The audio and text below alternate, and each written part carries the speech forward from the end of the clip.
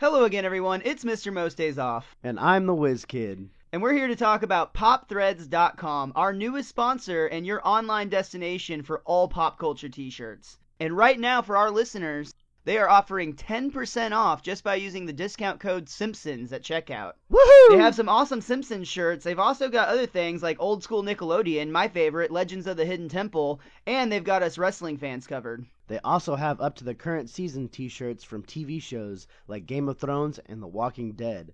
So make sure you head over to popthreads.com right now. Use that discount code Simpsons so you can save a lot of dope! Hello again, everyone. Welcome back to the Best Darn Diddly Review Show. My name is Miles, better known as Mr. Most Days Off, and I am back again to talk about The Simpsons. Today we've got a couple more Season 3 classic episodes to talk about, with Homer Defined, an episode that I remember very fondly and was excited to rewatch, as well as Like Father Like Clown, which is, to be honest, an episode I didn't have super fond memories of, or really even super strong memories of. But before we dive any further into that, let me go ahead and introduce you to your co-host with the most, Richie the Whiz Kid. How are you today, Rich? I'm fine and dandy like sour candy, just like usual. I'm excited to get into these episodes today. Along with you, I remember Homer Defined very much so from when I was a kid. So that one, I lived up to the way I remember it. Like Father Like Clown, I also remember seeing this a lot when I was a kid. And with stuff going on recently, I kind of enjoyed it more than I thought I would. But we'll get into that here in a little bit. For now, I'll throw it back to you. The man, the myth, the meltdown. It is Miles. Hey, we like to think that as a fission surplus, sir. Whatever helps you sleep at night. Nuclear. That's one of my favorite lines. We'll get to that. We'll get to that shortly. But yeah, let's go ahead and start with Homer Defined. When I saw this title, it didn't click at what episode it was, but I love the way that they, as we go through this, the part of Homer Defined is they literally define him in the dictionary throughout the course of the episode. Something I never caught before and thought was absolutely brilliant. This episode debuted on October 17th, 1991. The chalk gag was "I will not squeak chalk," and of course it was squeaking the entire time he was writing it. And the couch was kind of interesting. It was an alien that looked somewhat reminiscent of Kane and Krotos, but not at all the same, just like in the same kind of octopus bottom style, I guess. I don't know. It was an alien, and he basically jumped through a trap door in the floor right before the Simpsons came in. Gotta get out. Don't want them to know you're there, or else you can't keep watching their TV. This episode opens up on the Simpsons kitchen with Homer reading the newspaper, where the front page article is talking about pencils, where it says number 2s are number 1. Homer comments that he's reading that it says that SAT scores have been declining at a slower rate. Lisa makes a comment that news is basically fake news for our modern times, if you will, and Homer defends it, saying, "This is the only paper in America not afraid to tell the truth, that everything is fine." Which, again, with classic Simpsonian-like effort, it still crosses over into today.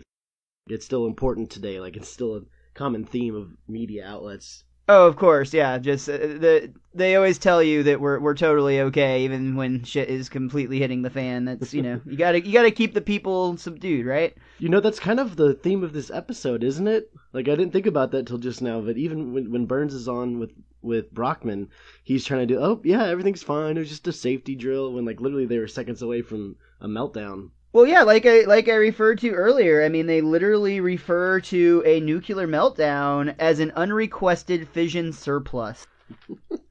That's fucking brilliant. I mean, what a way to be a spin doctor right there. I loved when, as soon as he said that, I was like, just like, wow, that's great. I'm going to use that in daily language. It really, yeah, we really can.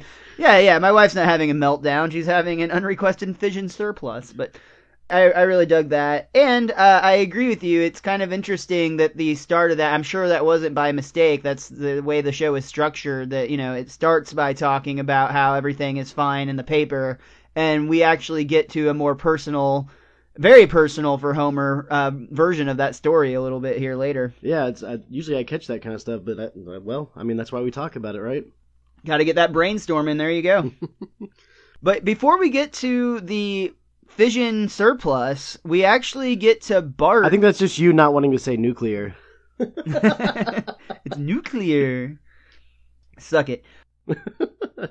So before we get to all of the stuff at the nuclear plant, we get Bart.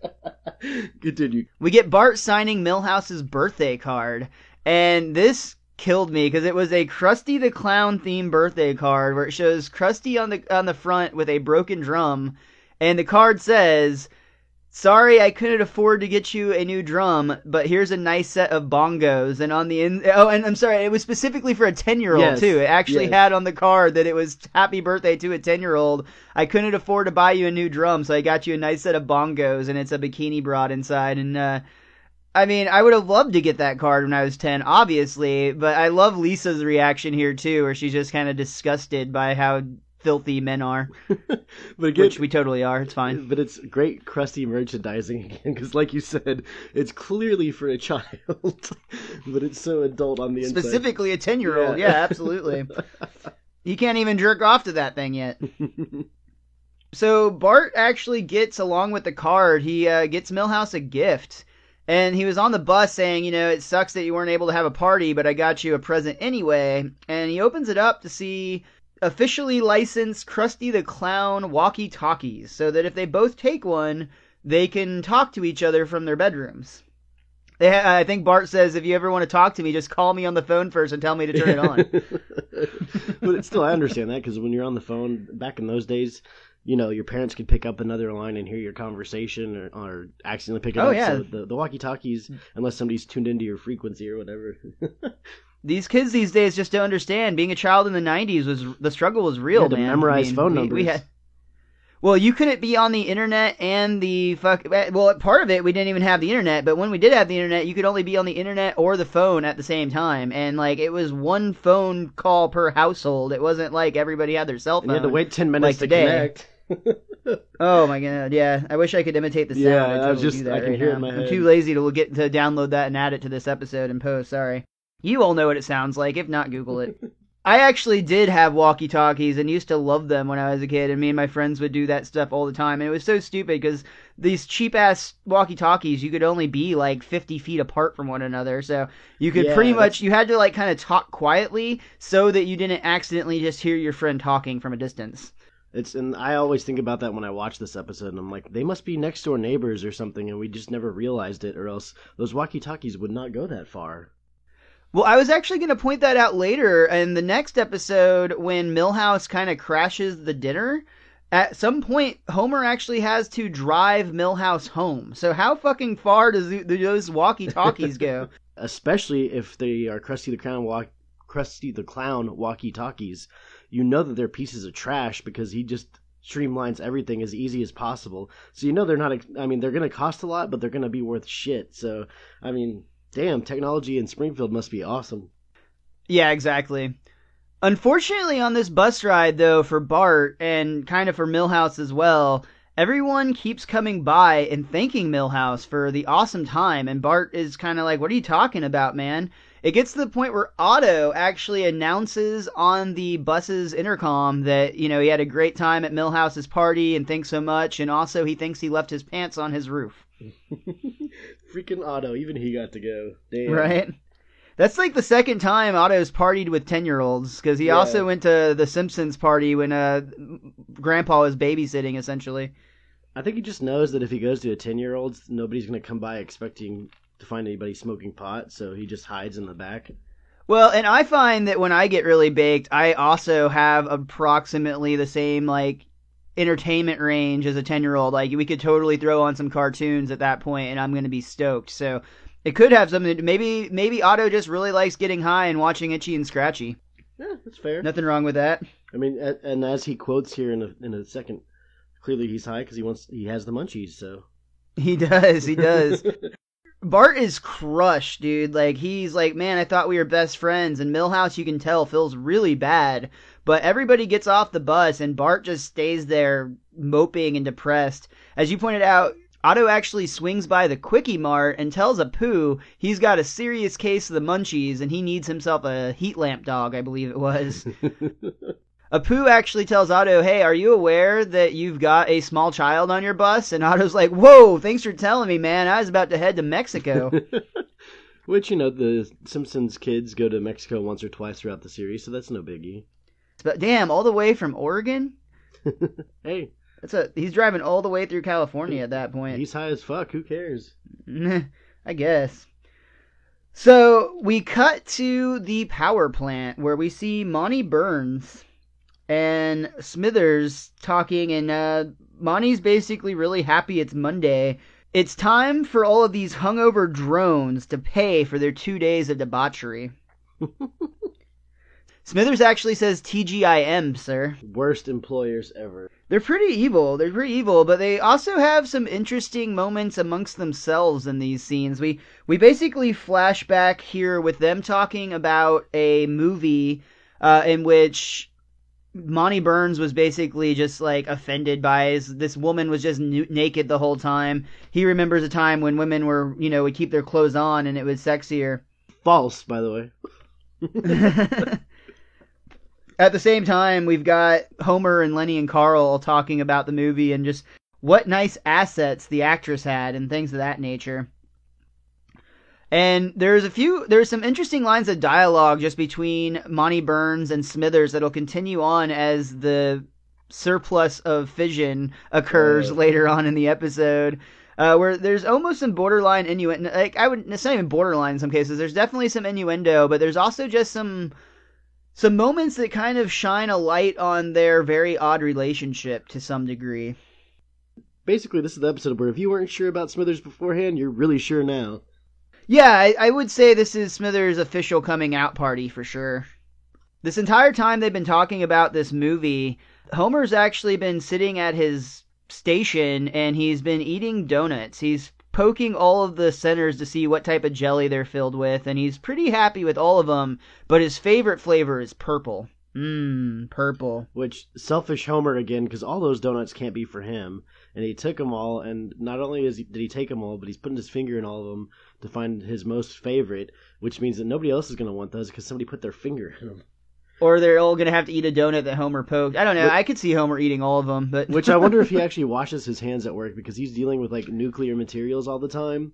So, where he used to at least, I bet his hands are pretty dirty and radioactive. And he's just sticking them in donuts that people are going to be eating. Maybe when he had the keys to the executive washroom, but really, you're probably coming off worse washing your hands in like the regular employee break room. He doesn't have those keys anymore though, because he lost. That's what I mean. That's what I mean. Is he's not going to go use it in like the dirty break room where he's likely to get more disease. But unfortunately, while sitting there with his purple jelly-filled donut, the purple stuff oozes out and lands on his monitor that shows that the core reactor is approaching unstable temperatures.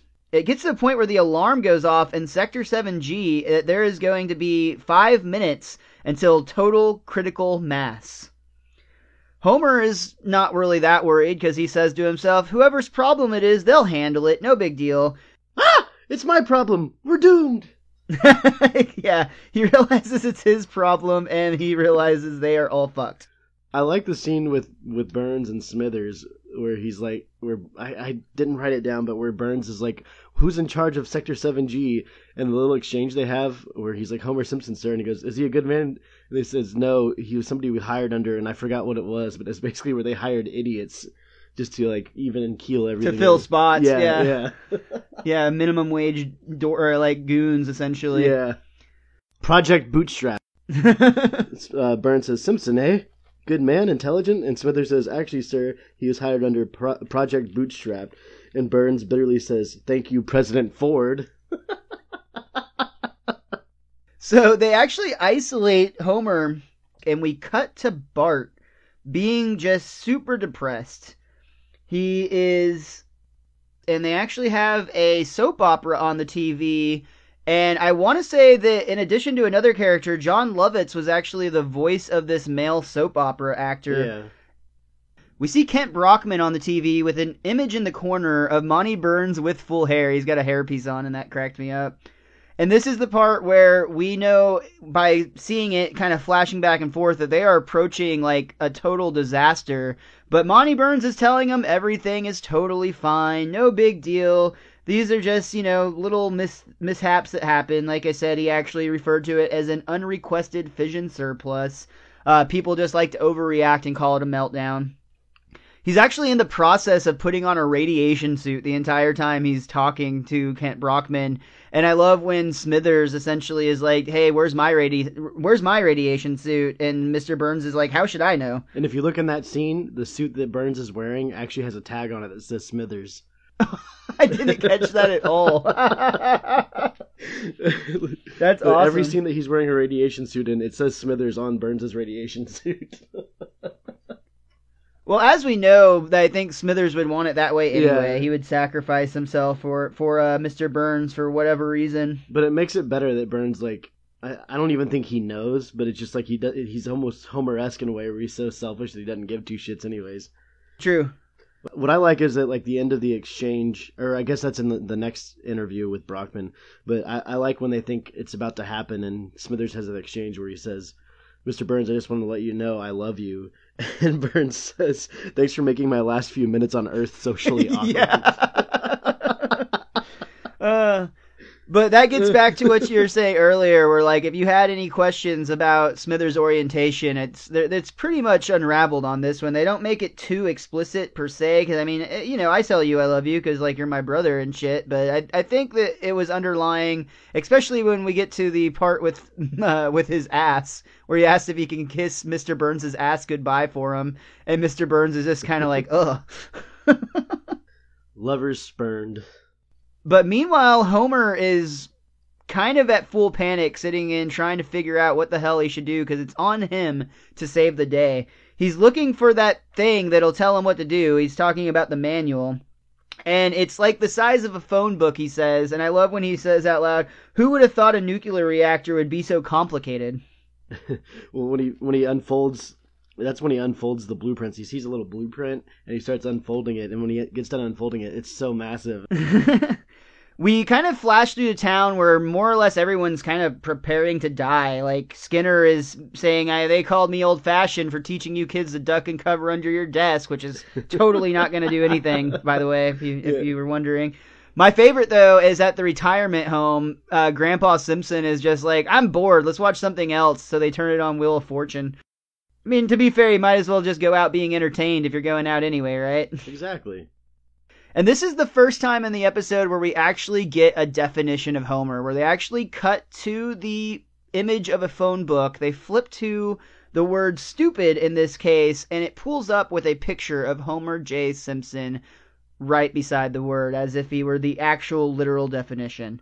I love this gag that's going to go on through this episode, too, that they keep going back to with that. Oh yeah, that was what I was talking about earlier. Like, I never connected that to the title. I feel dumb now. I just don't know if I never knew the title when I saw this as a kid, or maybe I was just that dumb. I don't know. But seeing it now and knowing the title of it going in, I really love that bit that they did. Well, they never show you the episode title except for when Bart gets hit by a car.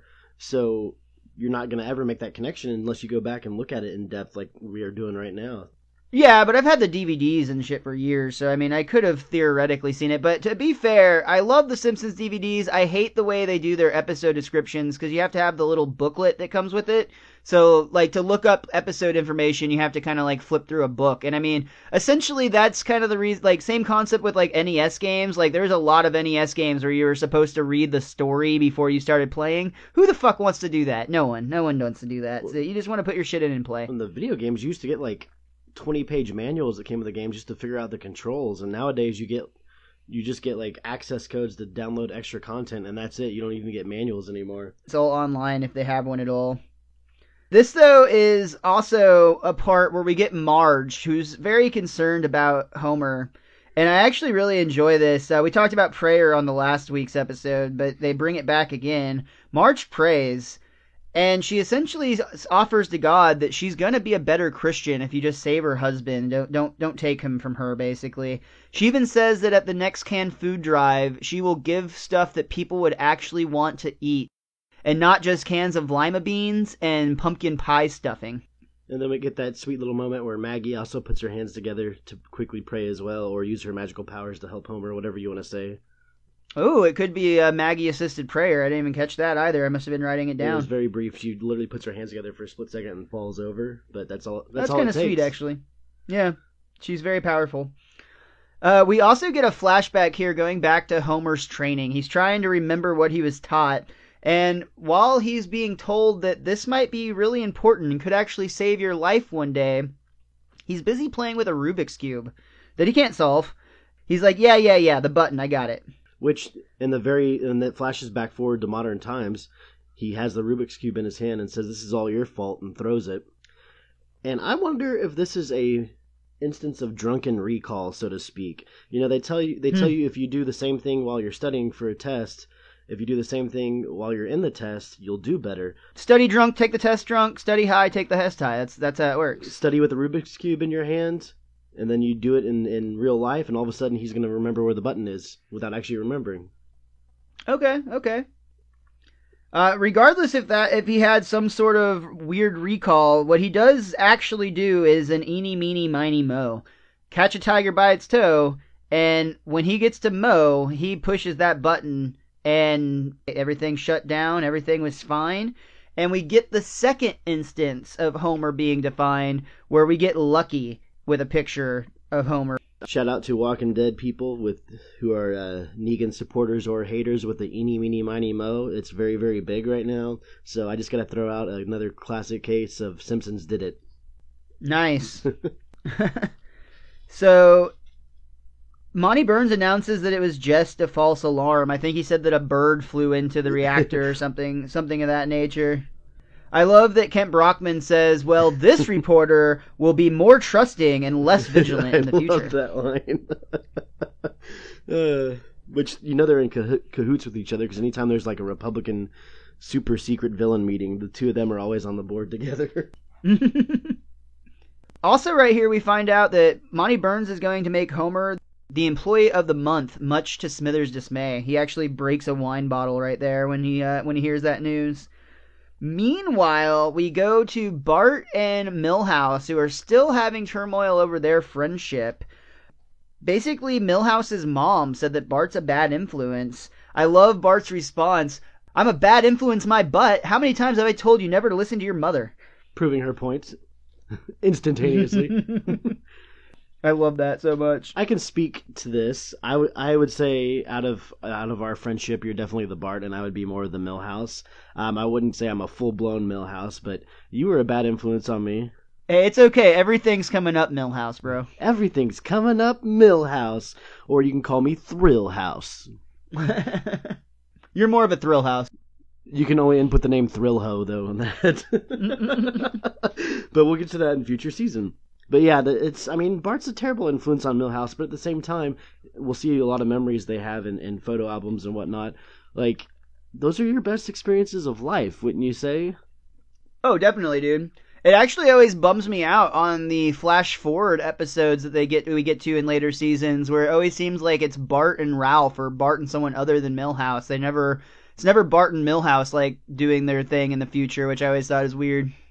Very true. I mean, you do see Milhouse in flash forwards, but he's like super depressed and off on his own. Right, he's more like his dad in a lot of ways, just kind of middle-aged and whatever. There's one where it flashes forward to like their 20s where Milhouse just got like jacked up and he's like super buff, but he has a terrible mustache, so it makes you think he's puberty and steroids hit him awkwardly.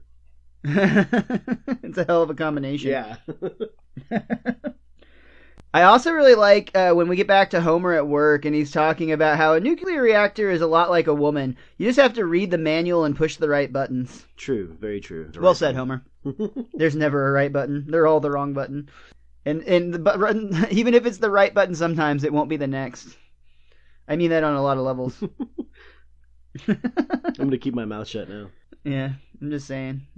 The female vagina is very confusing. Anyway, we get to Homer being announced as the employee of the month. He gets a ham.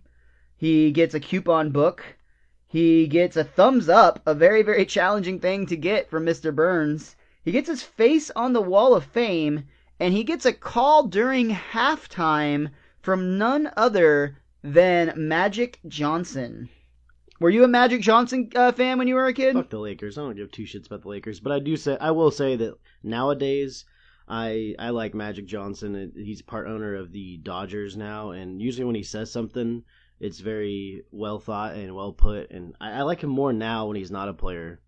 But at the same time, we were kids at this point still, so it's not like I paid too much attention to it. Michael Jordan is pretty much my go-to guy for why I love sports. He's the one that got me into it as a kid. He's totally. one of the reasons that 23 is my favorite number, and not just because of that, because that's the day of the month I was born on.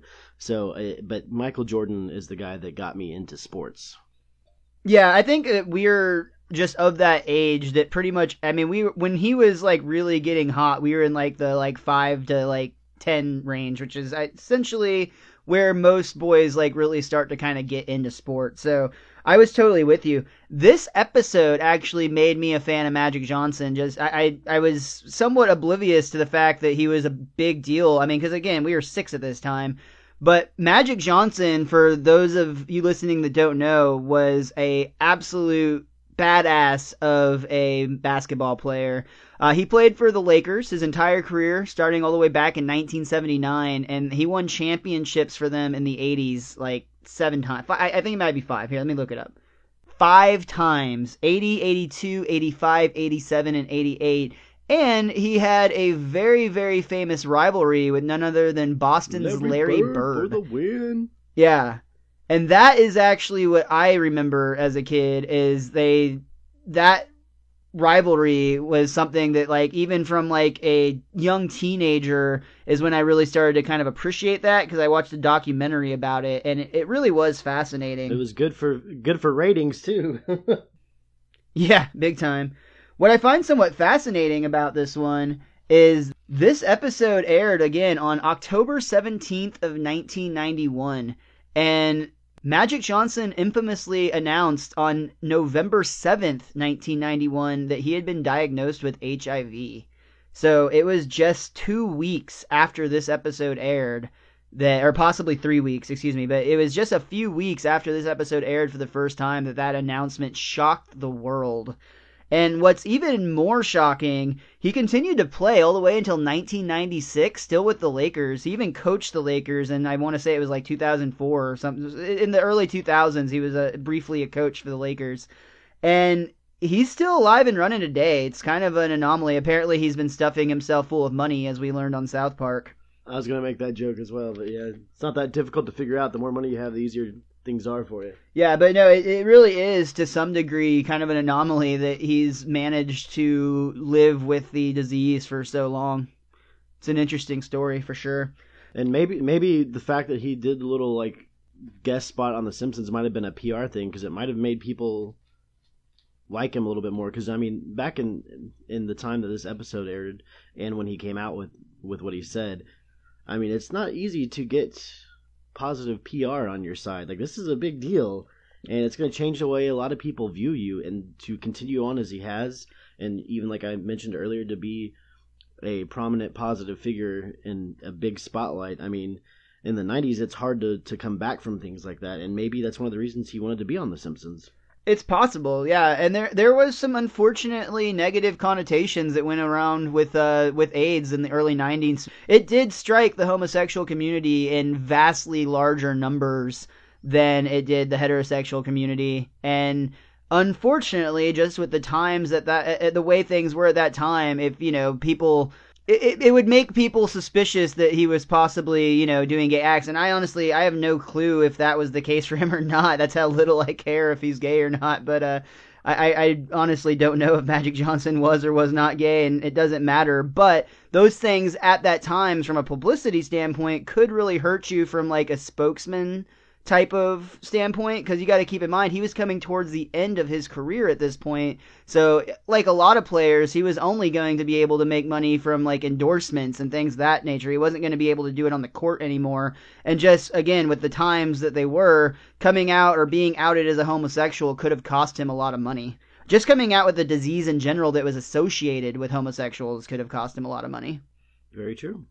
Back to The Simpsons, Magic Johnson is a big damn deal. This was after he had already won several championships. He was one of the best players in the league. I mean, he was no Michael Jordan, but he was up there in terms of respect. He was either loved or hated by everyone, but he was respected by all, was kind of the thing. It was an East Coast, West Coast thing. It really was, because the Lakers and the Celtics were such bitter rivals throughout the 80s, but at the same time, both Magic Johnson and Larry Bird were such class act players for the most part. It always seemed like a rivalry amongst friends. To some degree, yeah, for sure. Again, I think that at the end of the day, they were both very respected, even if they were disliked when playing against the other team. But he gets this call from Magic Johnson, which is, again, a really big deal at this time. And Homer's kind of worried. He's like, basically asking what happens to people that aren't really, as good as people think they are. And Magic reassures him, don't worry, Homer. People like that are always exposed as frauds. Which I have a theory on that, but we'll get to that at the end of the episode. But from now, after this, in the next scene, I believe is when Burns talks to Homer about him wanting him to talk to the Shelbyville power plant to turn them from donut-eating buffoons into a pack of Homer Simpsons. Yeah, and this is actually where we have John Lovitz come in as to play the, what was it, Aristotle Amidopoulos, I think it was? However, Homer tried to say it after that. Yeah, he probably did better than me. I don't know. I love the quip that Burns made there, though, about he doesn't want them to be donut eaters. He wants them to be Homer Simpsons. Yeah. You may be missing something about that character. Just a little something. Meanwhile, back at home, we've got a tale of two siblings going on because Lisa could not be happier. She actually says that she has a role model in the home. How convenient. We get another definition of Homer. This time it's fraud, because Homer does not feel that he deserves this praise. Adulation. He actually tells his family, I get enough praise and admiration at work. Leave me alone. Over dinner, they're eating that ham that he won, and Homer basically says, it's so bitter in my mouth it tastes like ash, and Marge replies, actually, it's more of a honey glaze.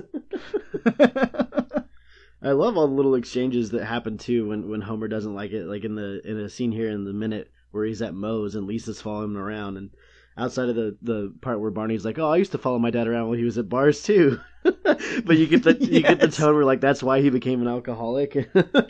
But yeah, Lisa's actually following her father to kind of just write down and jot down notes about what he does in his day-to-day life, like how a hero lives, essentially. Yeah.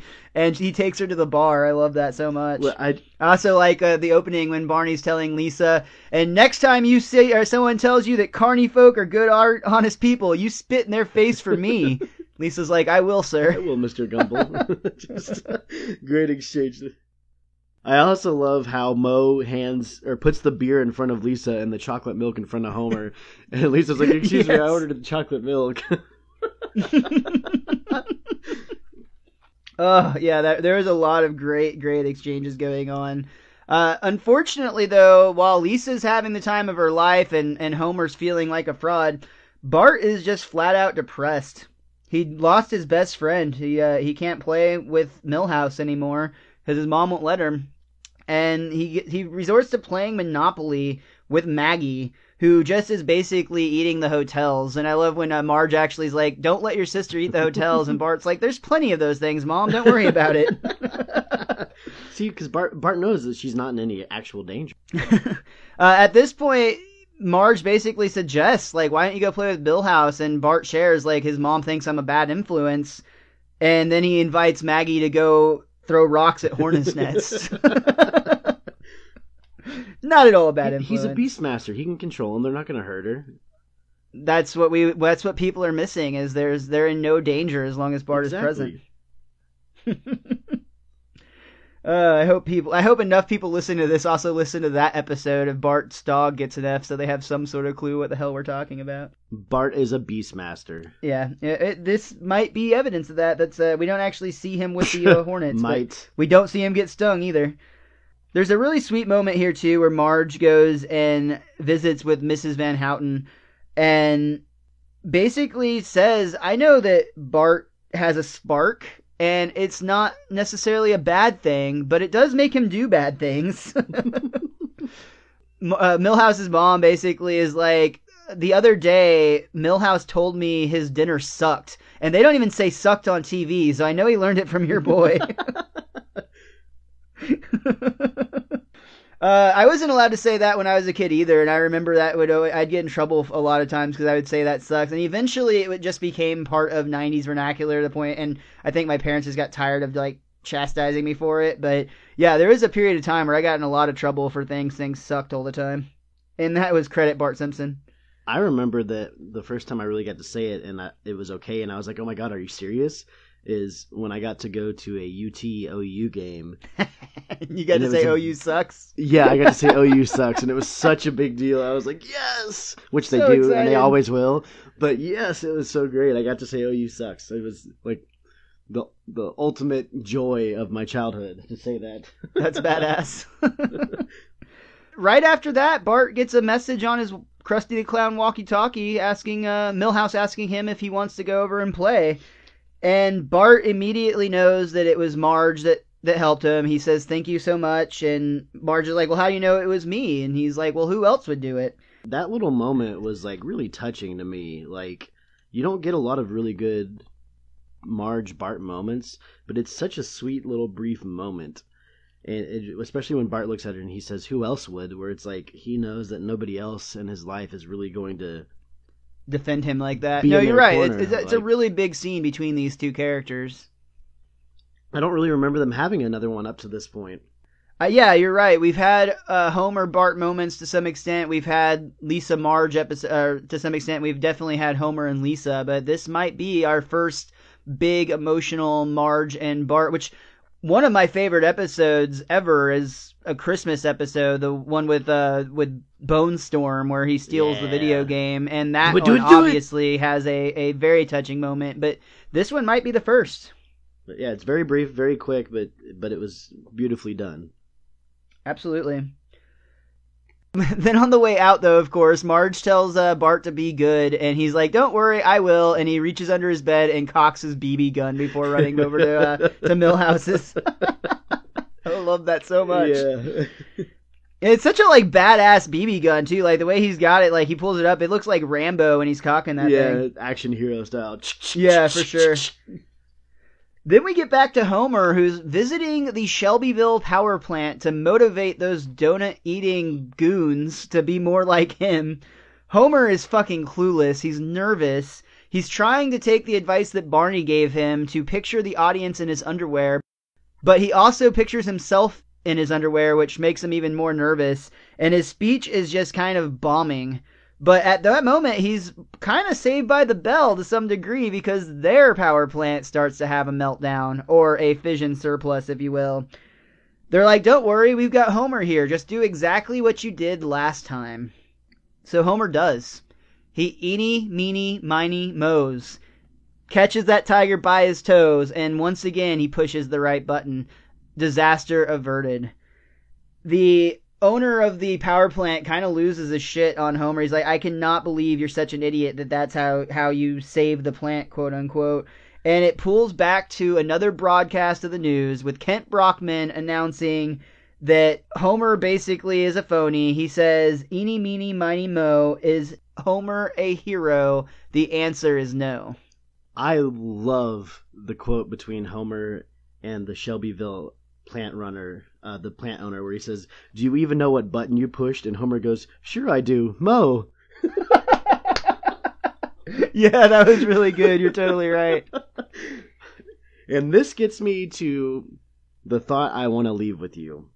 It's not really well known in the show yet, but we as fans know Shelbyville and Springfield have a bitter, bitter rivalry.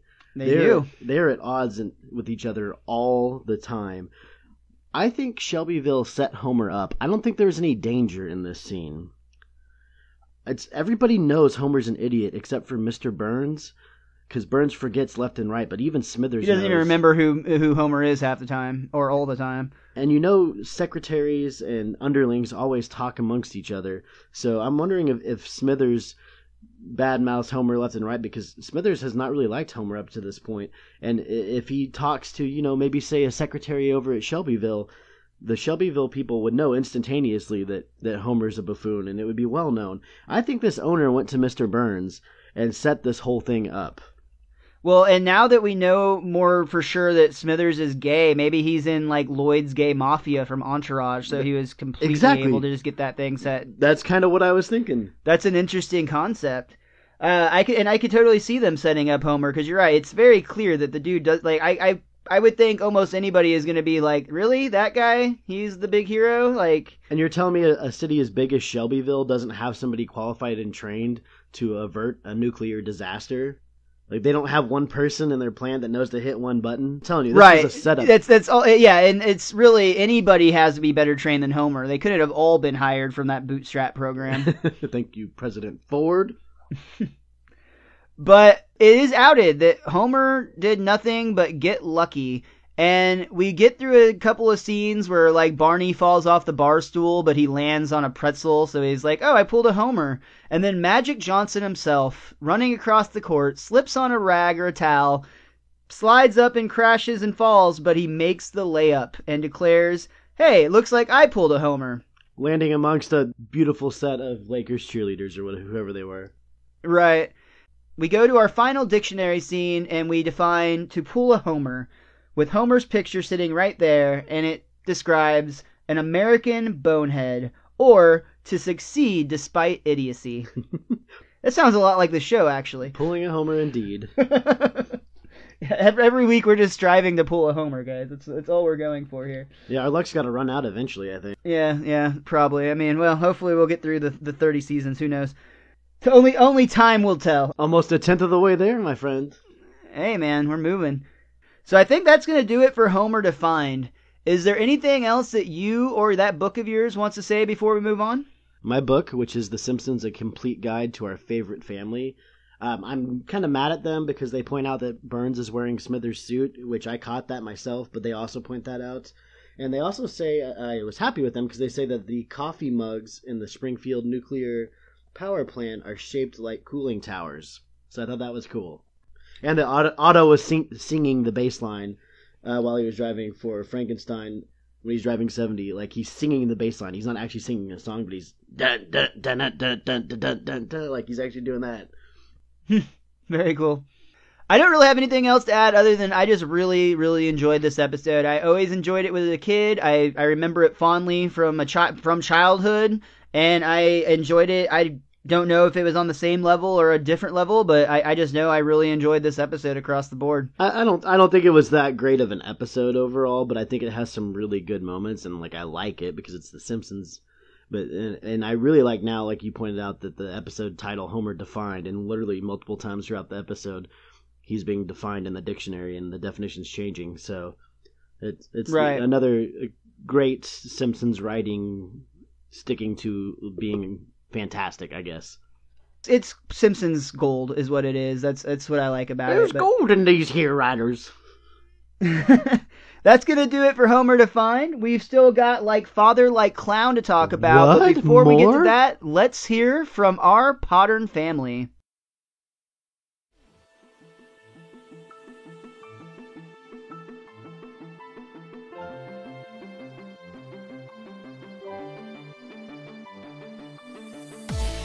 Hey, this is Knock from the Geek Yogurt Podcast. Tune in every week as we discuss movies, TV, comics, and video games. We are on Podbean, iTunes, Satchel, or on your favorite podcast app. You can find us on Facebook or Twitter at Yogurt Podcast and weigh in on our weekly topics.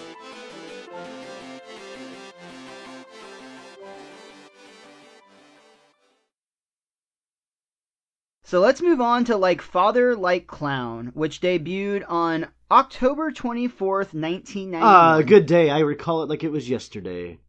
So I just wanted to have like a Burns or Grandpa type moment. This one had a chalkboard gag, I will finish what I start, and the start just kind of trails off and moves down the board as he clearly ran off. And he only wrote it once.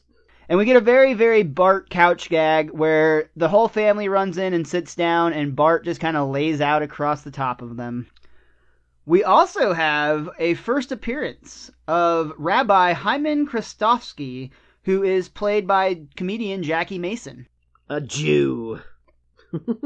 This episode opens up with the Krusty the Clown show. He's getting ready to throw the last axe at Sideshow Mel, who's on a board in the traditional carnival style where you see people throw various blades at people. Only this time he actually hits Mel straight in the head, but with the backside of the hatchet, not the sharp side, so it just knocks him out. No big deal. The funny sound, too. I like the knock that it makes as it hits him. It sounds really fucking painful. It's actually a really comedic moment, even though it's like a really scary. Like if that happened in real life, that'd be terrifying. But they play it off like it was meant to happen. They do.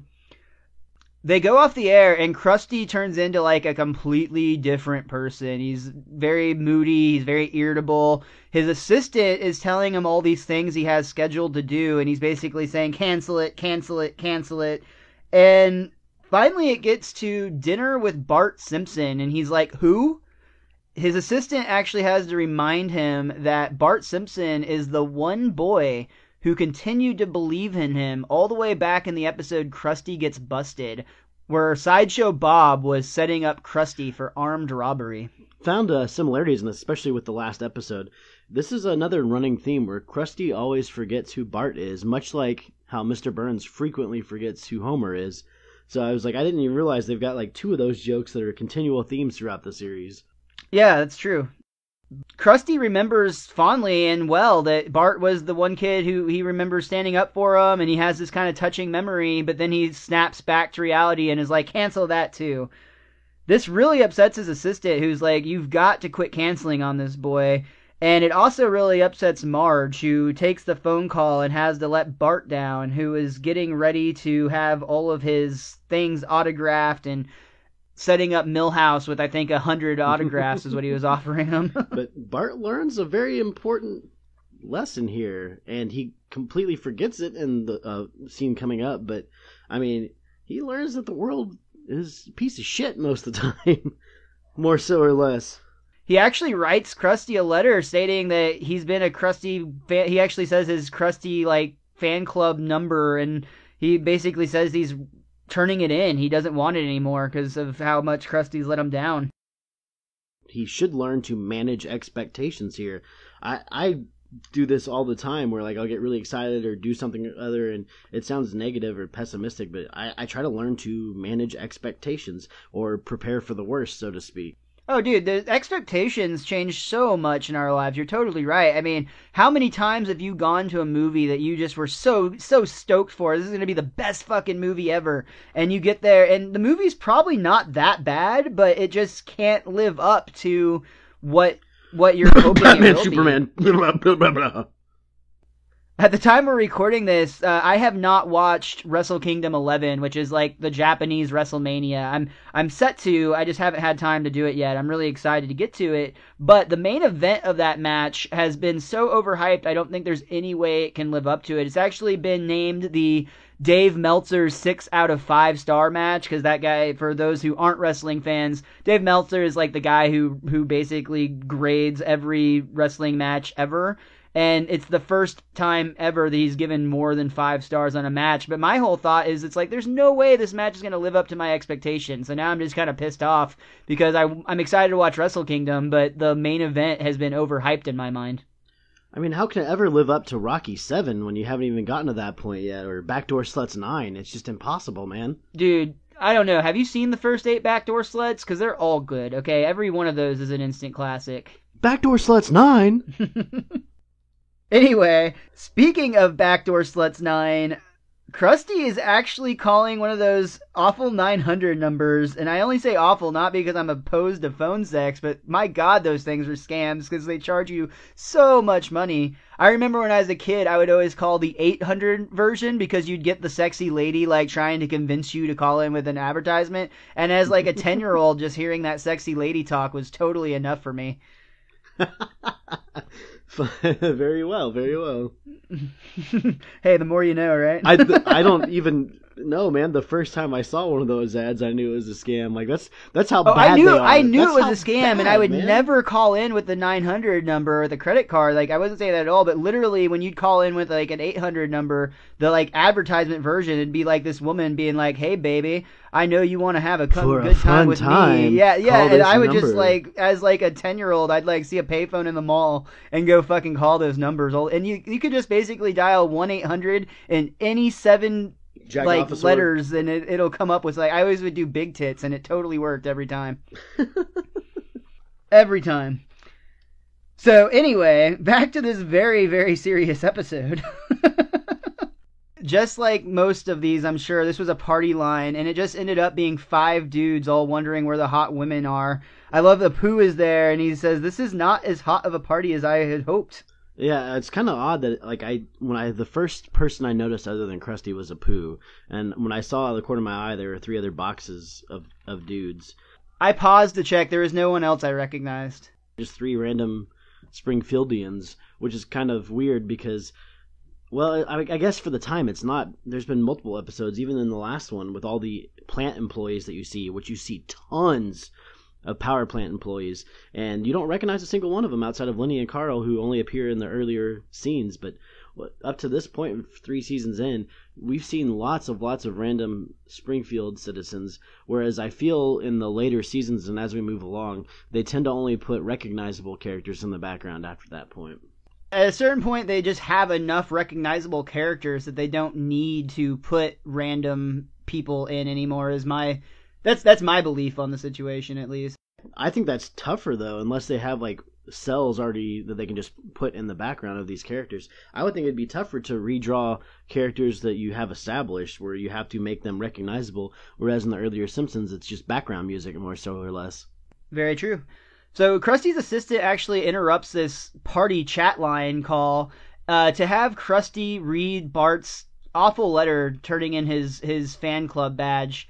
Of course, Krusty can't read, so it's very ineffective. But the assistant tells him what it says, and basically is like, "You are going to dinner there tonight, period." Krusty's very upset that he's going to have to skip Schnapps night at the Friars Club, but he agrees he's going to go. That would be very upsetting, I would think. Gotta have those schnapps.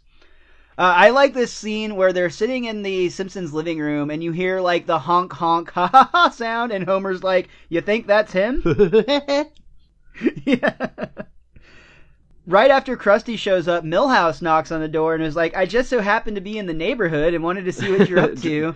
Bart tells him to knock off the charade. Dressed in a full suit and everything. Krusty immediately starts just showing up, doing his clown antics, being all goofy and silly. And Bart and Lisa are like, "Krusty, you don't have to be on tonight, man. Relax. Have a good evening. Just chill out." And so Krusty's like, "Oh, cool." And he starts to put his stuff away. And Homer's really disappointed that they stopped him before he got to the monkey. Well, Homer's just like, yes, he does. He does have to be on. And I love that Krusty's pulling stuff out of his bag after he says, okay. And he pulls out Mr. Teeny. Yeah. We could have seen a monkey. We get to the dinner table, and they think maybe we should let our guests pray. So Milhouse starts praying. I love that part. They smack him and are like, "Not you. We were talking about Krusty." Krusty says he's out of practice, but he'll give it a go, and he starts praying in Hebrew, or as Homer calls it, funny talk. He's talking funny talk. They have a great line here talking about how he's an entertainer. They're Jewish entertainers, and they list off a few. Yeah, Homer's commenting on the oddity of Jewish entertainers, where it's a very, very major profession for Jewish right, Jewish it's faith. very common for sure. So this actually brings up a point that up until this episode, they didn't have any sort of backstory for Krusty.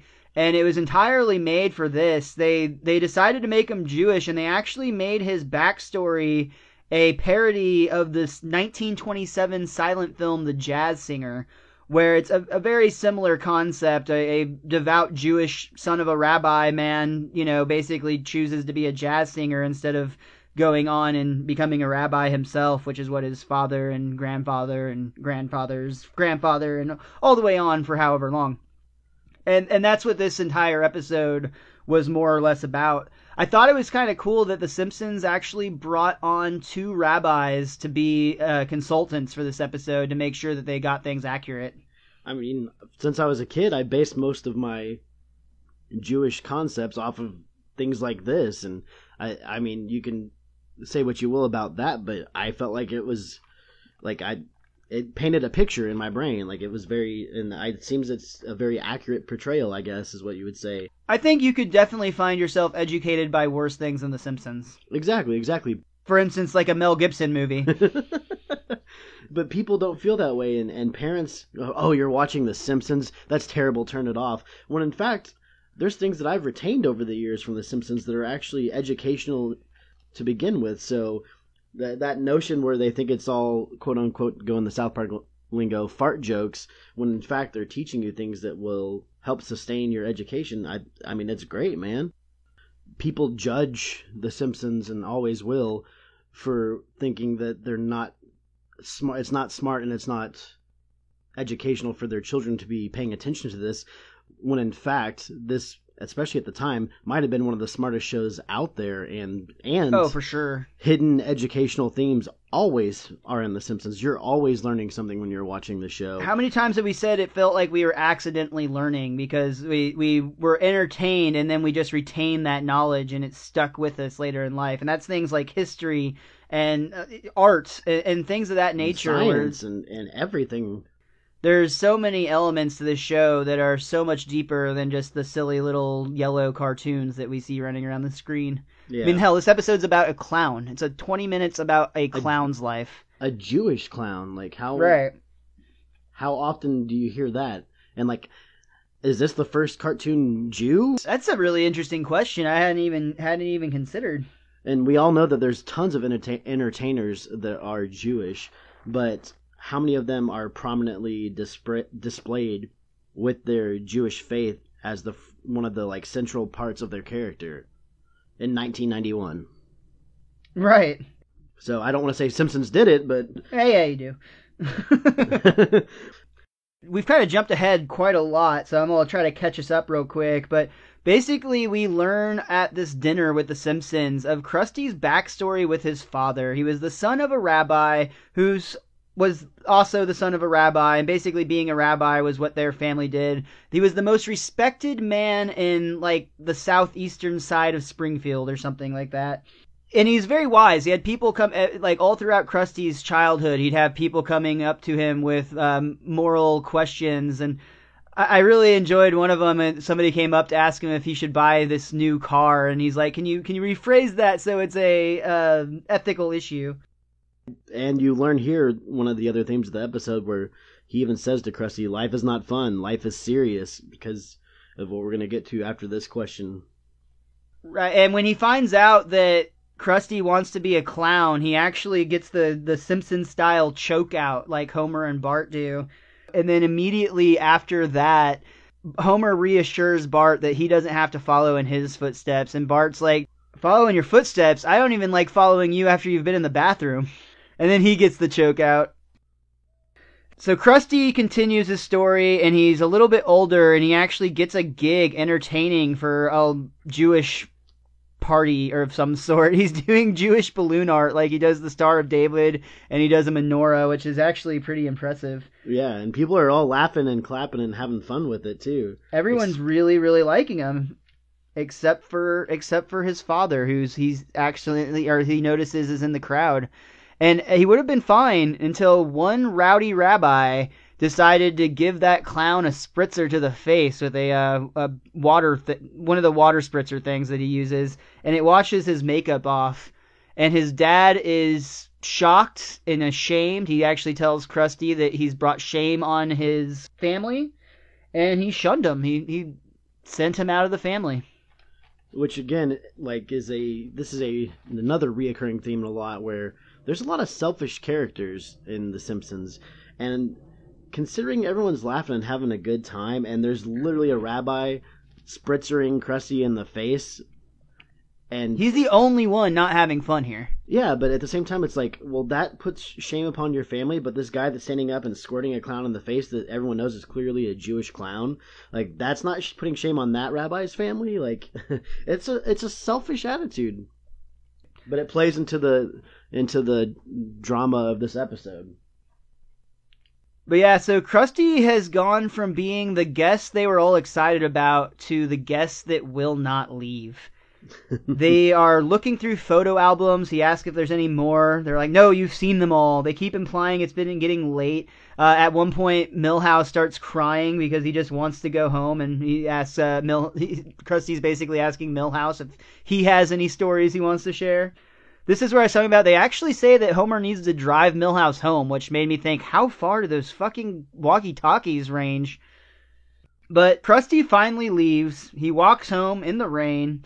He goes by a magazine stand, and of course he sees a magazine, Modern Jewish Father, which makes him start tearing up. That was pretty funny, actually. It's great. Yeah, I mean, it's sad, but it's great. And he actually goes up to his room, and he calls his dad, but his dad answers, but he just doesn't say anything. He just breathes into the phone for a few minutes and hangs up.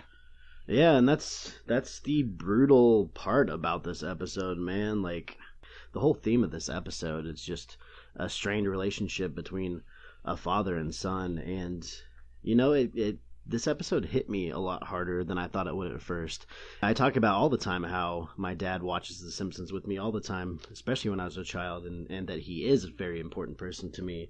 So definitely this episode hit me hard because not everybody has a great relationship with their father, and there's a lot of people that don't even know their fathers, whereas like I live with my dad and I talk to him all the time, and we get to be very important to each other continually on a basis.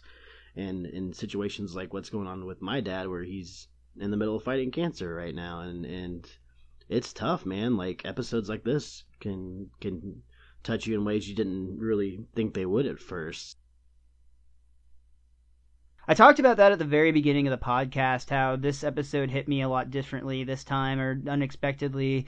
I didn't really have a lot of fond memories of this. I remembered the episode. I remember there was parts that made me laugh. This was not one that I would like seek out to rewatch on a regular basis because of how much it made me laugh or anything, even though there are some really funny moments. But just oddly enough, I mean, for just everything that's going on, this episode just happened to fall in the week that my wife's father died himself. So, like, I'm seeing this from your end, where I know that you've been having to deal with your dad and his struggle with cancer. My wife's dad just died, and I don't really talk to my father. So this episode hit in a very vastly different way as an adult than it ever spoke to me as a kid, and it's a heavier episode. It really is. Yeah, and it's something where, like, as a child you can watch it and you can see and understand that it's tough for Krusty, but to a kid it might be kind of boring to see Krusty like breaking down and that was my issue with it as a kid. It was a somewhat boring episode by Simpson standards. But yeah, like you said, but when you go back and relive these episodes, it's stuff where you see things left and right, where as an adult you completely see it on a different level than when you did as a child. Yeah. But very similar to One Fish, Two Fish, Blowfish, Bluefish from last season, they do a remarkable job of taking such a a very heavy emotional subject matter and still peppering in that Simpsons humor, because there are some still funny moments throughout this, especially when we get through up here with Bart and Lisa kind of having a battle of wits with the rabbi. I also like that they always do these Itchy and Scratchy tie-ins that I may or may not have caught the reference to when I was younger. This one I did, but that's because I really liked Field of Dreams, the movie. But they have Field of Screams by Itchy and Scratchy, and it actually has Krusty breaking down on TV because of how close the Dad Mouse and the Son Mouse were, and how happy the Dad Cat and the Son Cat were before they were murdered. Which, Field of Dreams is a great movie in general, which is also, this episode's very much a father-son episode, which that is like the biggest father-son movie that they're playing off of there with Field of Dreams. Of course, so, yeah. Just again, another very smart little subtle joke that the Simpsons writers threw in there, man. They're on point. They're almost always on point, especially in the early years. Agreed. So Bart and Lisa are really touched by this breakdown of Krusty, and they decide that they're going to help. They're going to try to help reconnect him with his father. They go to Reverend Lovejoy for help searching for Rabbi Krustovsky, and it just so turns out that the Reverend has a radio show called Gabbin' About God that he does each and every Sunday night at the local radio station.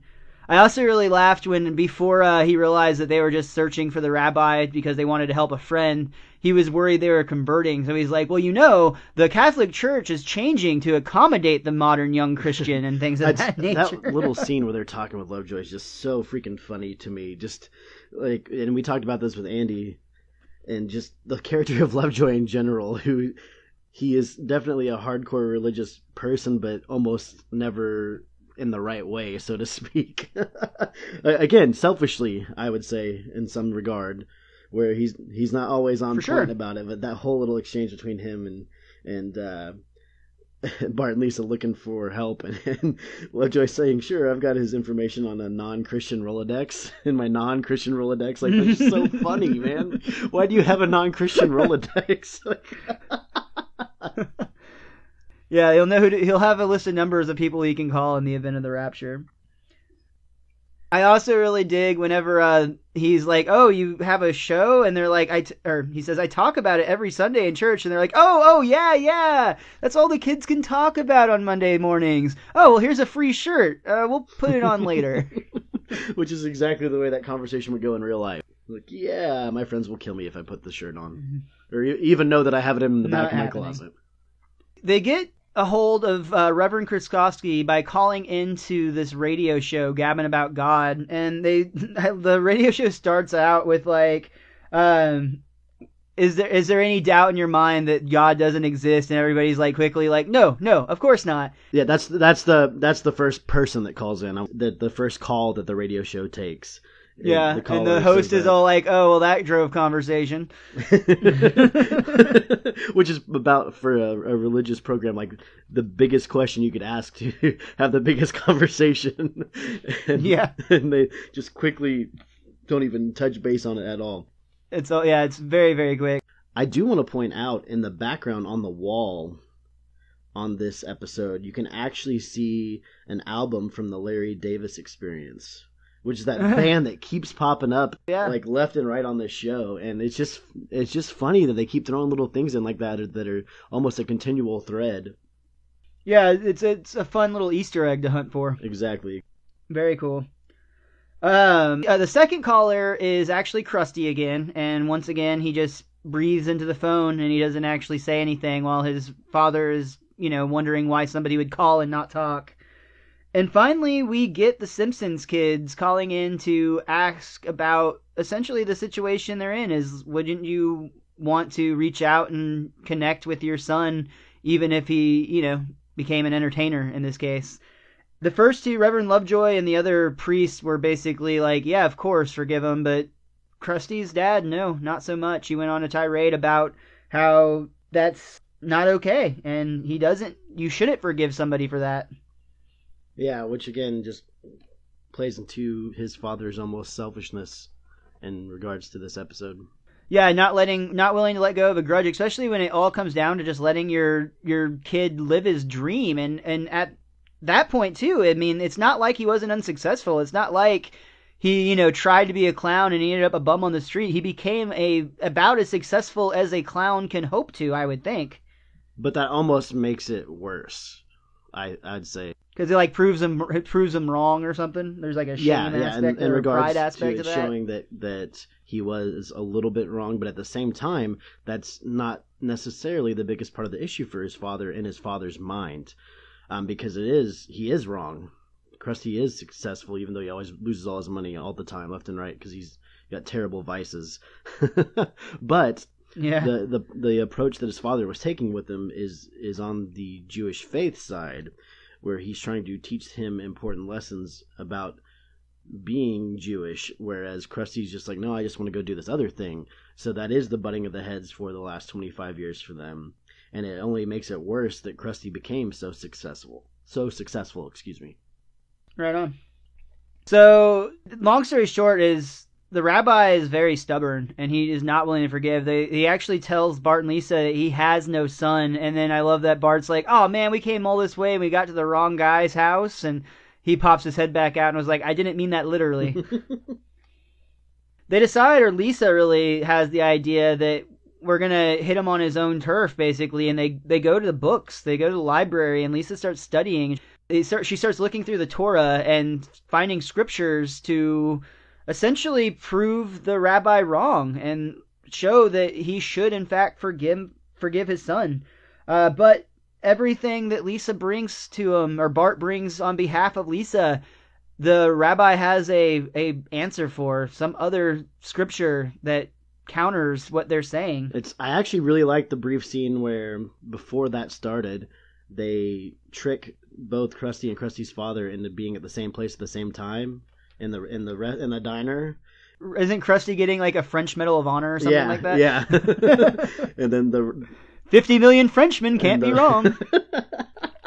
And they trick the rabbi into showing up by saying that there's a prominent Jewish author that's going to be there that he wants to meet, so that they can discuss their faith and whatnot. So that's why Krusty's dad shows up, and Krusty's dad shows up early, and he's looking at the items on the menu, and I love it because he's talking about, oh, I don't want this, I don't like that, and he goes, the Bruce Willis, I don't even like his work. So yeah, it's pretty. Bruce Willis, of course, you're a fan of, but also not a fan, Kevin Smith. If you've never heard, man, you got to listen to Kevin Smith's one-man show where he talks about working with Bruce Willis, and apparently the dude's a total asshole. Yeah, he grabbed that one prominent porn actress and just made out with her in public, but apparently she liked it. But that was back in the 90s. Oh, apparently no shit. He just walked up to her and grabbed her and started making out with her. But I don't remember if she liked it or not. But it was like a big deal that she came out with 2 years later. Well, I mean, who would actually know other than her? I mean, what was reported may or may not be the truth there.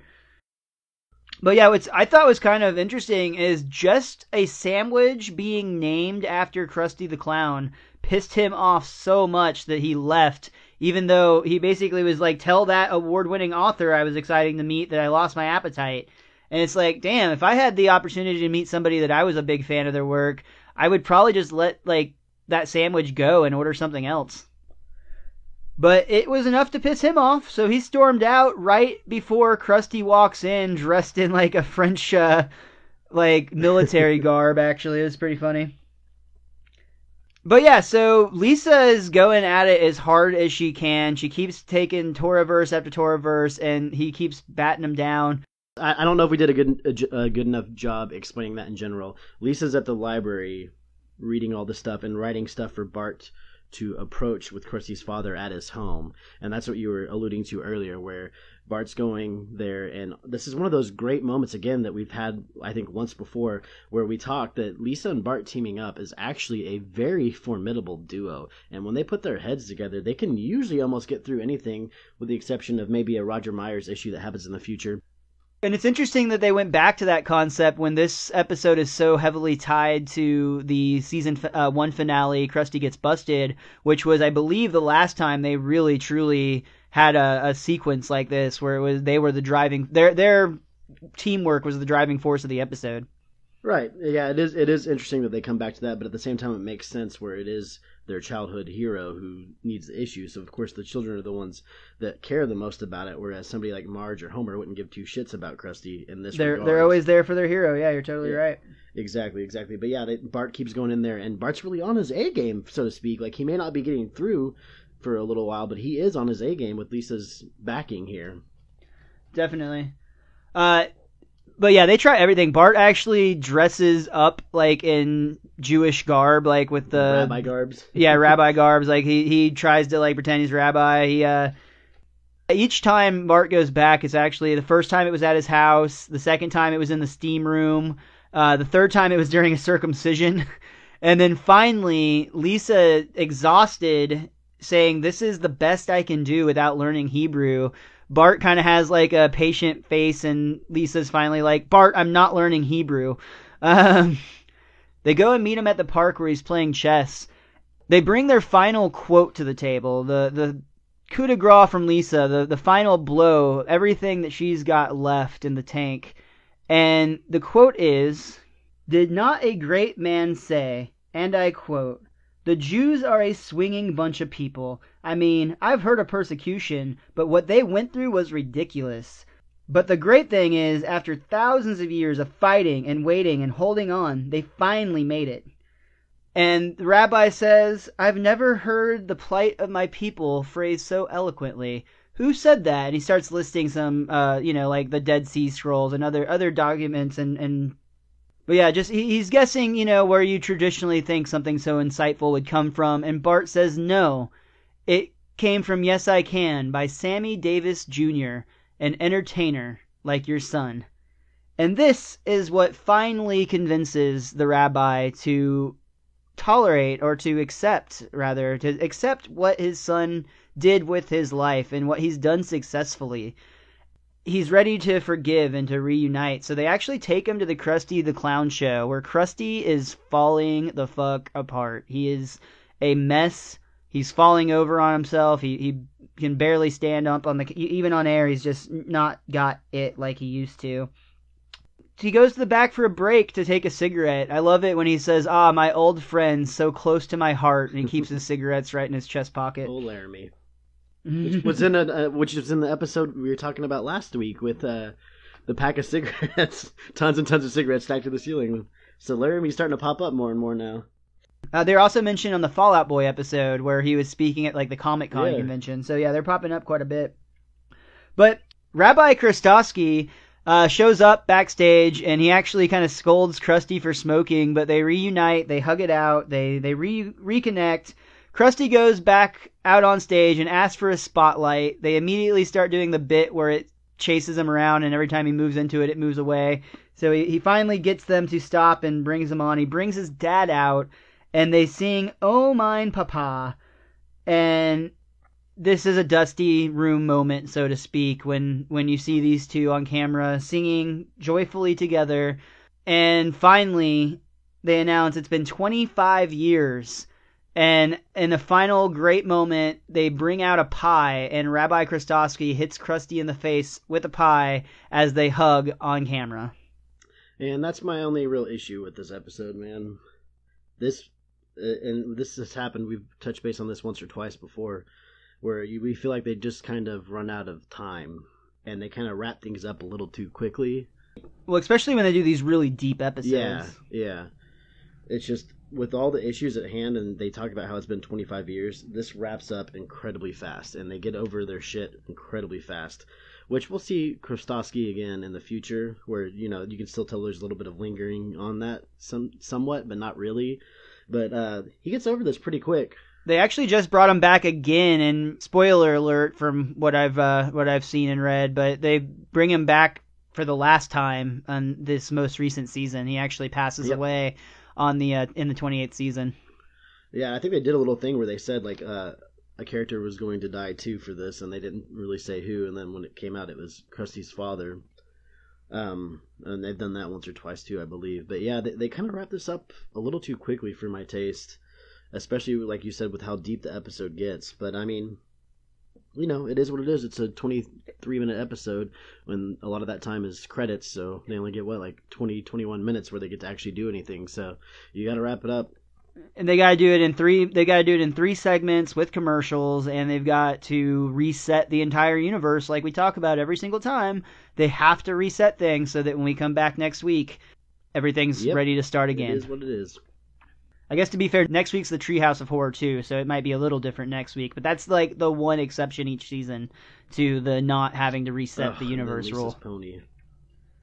Yeah, so I think that's going to do it for Father Like Clown.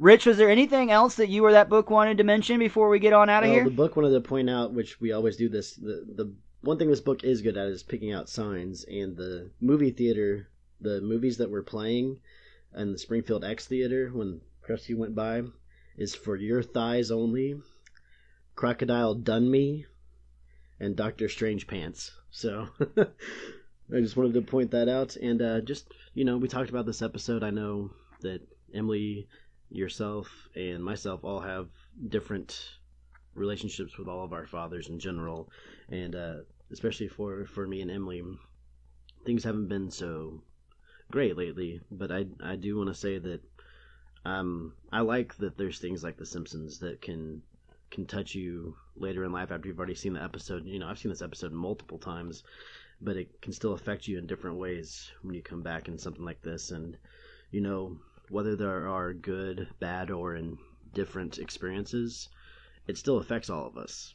So, you know, whatever experiences you can take out of that, take it, treasure it, learn from it, and be okay with it. And hopefully, in the long run, you will be okay with that, and your wife will be okay with that, and I will be okay with that. And, you know, to all our listeners out there, you know, we love you guys, and thanks for being a part of this experience with us, and I hope we all give you something good that you can take away from it.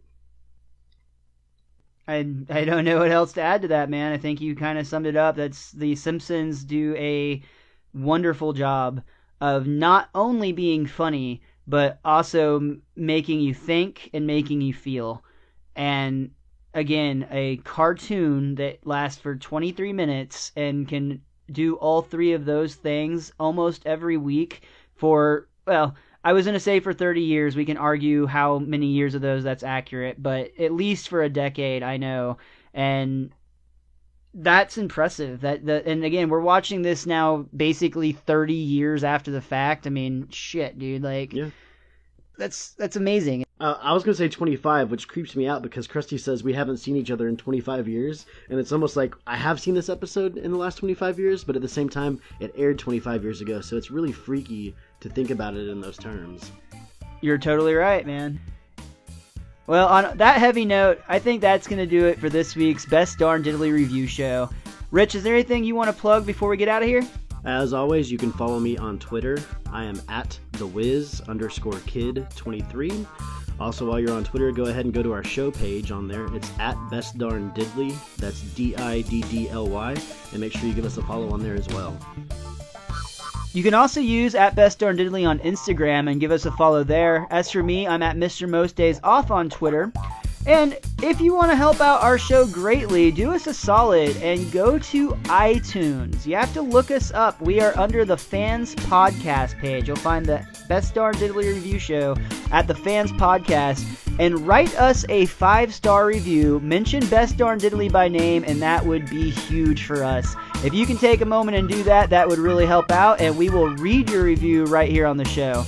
Other than that, we're going to get out of here. We will be back next week for the episodes Treehouse of Horror 2 and Lisa's Pony. We've had lots and lots and lots and lots and lots of fun, but now the time has come to go. If this old clown was found dead in his bed tomorrow, I'd still be in heaven doing this show. See you guys next week.